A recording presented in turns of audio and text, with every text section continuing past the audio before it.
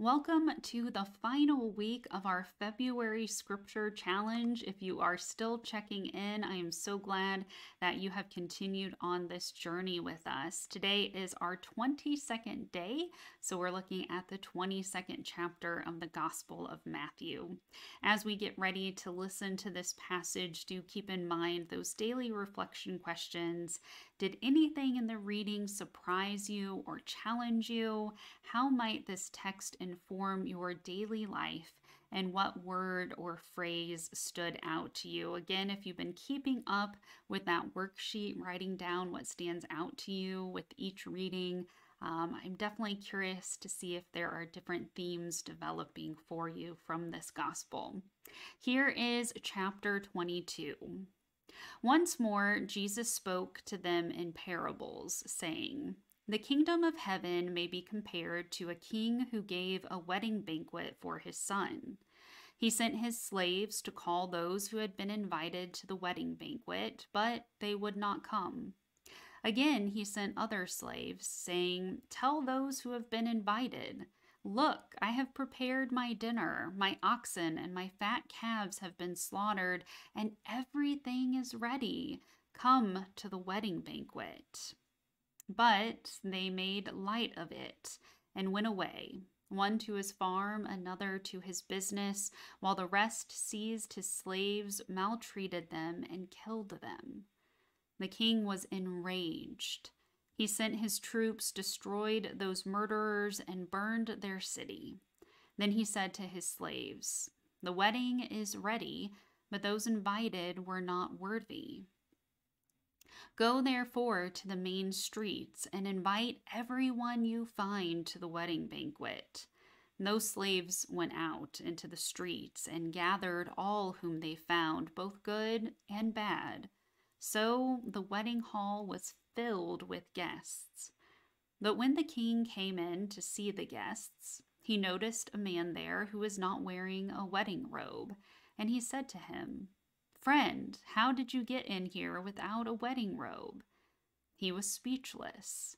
Then the king said to the attendants, 'Bind him hand and foot and throw him into the outer darkness, where there will be weeping and gnashing of teeth.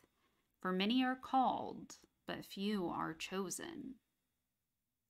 Then the Pharisees went and plotted to entrap him in what he said.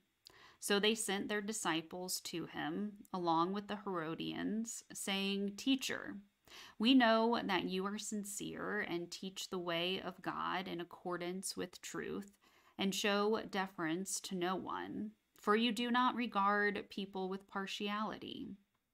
Tell us then what you think. Is it lawful to pay taxes to the emperor or not?' But Jesus, aware of their malice, said, 'Why are you putting me to the test, you hypocrites? Show me the coin used for the tax.' And they brought him a denarius. Then he said to them, 'Whose head is this, and whose title?' They answered, 'The emperor's.' Then he said to them, 'Give therefore to the emperor the things that are the emperor's, and to God the things that are God's.' When they heard this, they were amazed, and they left him and went away. The same day, some of the Sadducees came to him, saying, 'There is no resurrection.' And they asked him a question, saying, 'Teacher, Moses said, if a man dies childless, his brother shall marry the widow and raise up children for his brother. Now, there were 7 brothers among us. The first married and died childless, leaving the widow to his brother. The second did the same, so also the third, down to the 7th.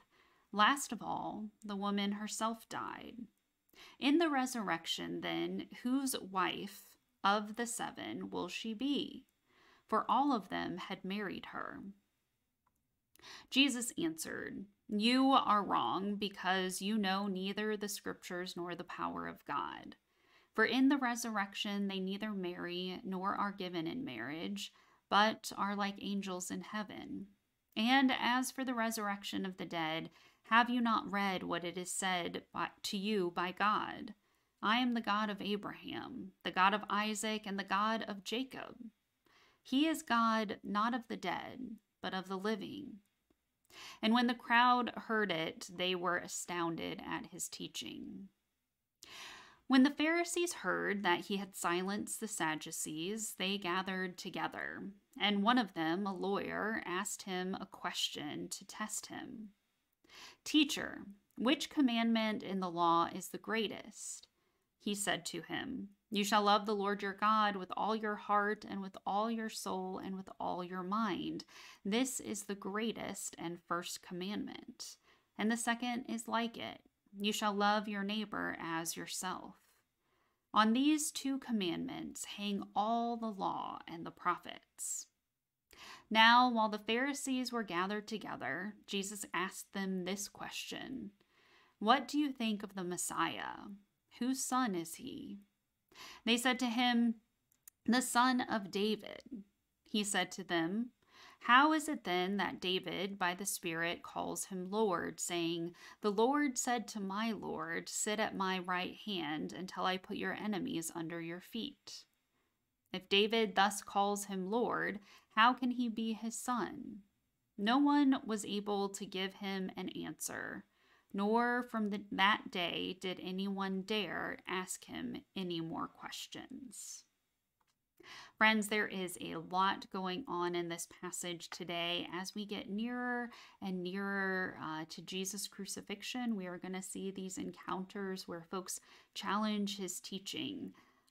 So there's a lot to unpack. And thinking about what stands out to me, always that encounter that Jesus has when he is asked what the greatest commandment is stands out. So love God and love neighbor would probably be the phrases that I would put down on my worksheet today as what stands out to me. That idea that all of the law and all of God's commandments hang on those two, to love God and to love neighbor. I think that gets at the very root and heart of our faith. But there's lots of challenging things going on in the text today that you may want to go back and listen to again and unpack.